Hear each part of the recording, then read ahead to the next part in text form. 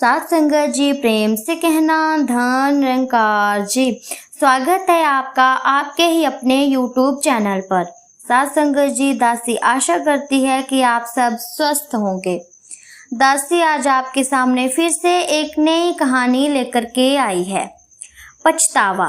कि साथ संगत जी, कैसे एक छोटे से बच्चे को अपने किए का पछतावा हुआ।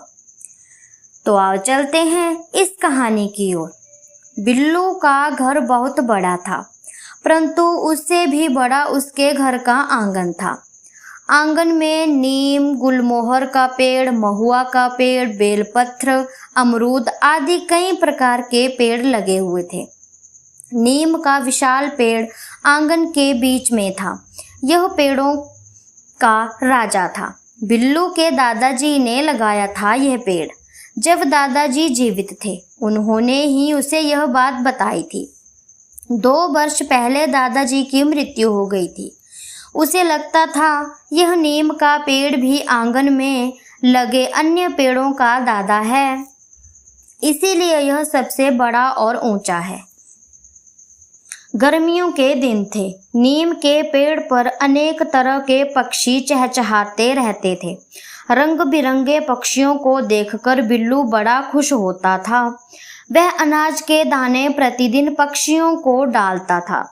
कई पक्षियों ने नीम पर अपना डेरा बना लिया था। एक डाली पर मधुमक्खियों का छत्ता था, एक पर तोते का घोंसला था। नीचे वाली डाल पर नीली चिड़िया ने अपना घोंसला बना रखा था। फुदकती हुई नीली चिड़िया उसे बहुत सुंदर व प्यारी लगती थी। जब वह चहचहाती थी तो ऐसा लगता था मानो कोई मधुर गीत गा रही हो। एक दिन बिल्लू ने देखा नीली चिड़िया ने अपने घोंसले में 2 अंडे दिए थे। अंडे देखकर बिल्लू प्रसन्न हो गया। उसे उत्सुकता थी। वह देखना चाहता था कि अंडों से निकले बच्चे दिखने में कैसे लगते हैं। वह रोज सुबह उठकर अंडों को देखता और फिर तैयार होकर स्कूल चला जाता। धीरे धीरे अंडों का रंग बदलने लगा और इस तरह कुछ दिन बाद अंडे चटक कर फूट गए। उनसे 2 नन्हे नन्हे बच्चे निकलकर बाहर आ गए। वह खुशी के मारे उछल पड़ा। नीली चिड़िया प्रतिदिन अपने बच्चों के लिए दाना लाती और उनकी चोंच में डाल देती थी। दोनों बच्चे जोर से चीं चीं करते थे। उस दिन बिल्लू से रहा नहीं गया। वह नीम पर चढ़ गया। नीली चिड़िया उस समय दाना लेकर बाहर गई हुई थी। उसने दोनों बच्चों को घोंसले से बाहर निकाल लिया और नीचे उतर आया। अब बिल्लू उन बच्चों के साथ खेलने लगा। इतने में नीली चिड़िया दाना लेकर वापस आ गई। उसने देखा बिल्लू ने उसके बच्चों को पकड़ रखा था। वह चीं चीं करके शोर मचाने लगी, पर बिल्लू ने नीली चिड़िया पर कोई ध्यान ही नहीं दिया। उसने सोचा थोड़ी देर बाद तो वह इन बच्चों को फिर से घोंसले में रख देगा।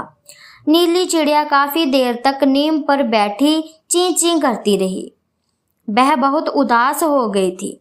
फिर वहां से उड़कर दूर कहीं जंगल में चली गई। शाम तक नीली चिड़िया के बच्चों के साथ खेलकर बिल्लू फिर नीम पर चढ़ा और बच्चों को उसी घोंसले में रखकर नीचे उतर आया। इस बात को 2-3 दिन हो गए थे। घोंसले से किसी के चहचहाने की आवाज नहीं आई। बिल्लू को बहुत आश्चर्य हुआ, बच्चों की आवाज क्यों नहीं आ रही है। यह जानने के लिए वह पुनः नीम पर चढ़ा तो सन्न रह गया। घोंसले में दोनों बच्चे मरे पड़े थे। वह रुआंसा होकर नीचे उतर आया और मम्मी से पूछने लगा, मम्मी नीली चिड़िया के बच्चे क्यों मर गए। तो मम्मी ने कहा, बेटे तुम्हारी गलती से ही यह बच्चे मर गए हैं। तो बिल्लू ने कहा, मैंने क्या किया है। बिल्लू ने हैरान होकर के फिर से पूछा। मम्मी उसे समझाते हुए बोली, तुम्हें उन बच्चों को पकड़ना नहीं चाहिए था।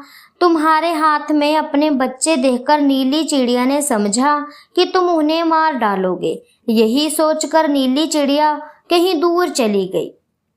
अब वह कभी लौटकर इस नीम के पेड़ पर नहीं आएगी। हमेशा याद रखो, कभी किसी पक्षी के बच्चों को नहीं पकड़ना, न सताना।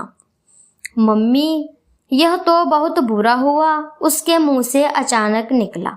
इसके साथ ही उसकी आंखों से पछतावे के आंसू बहने लगे।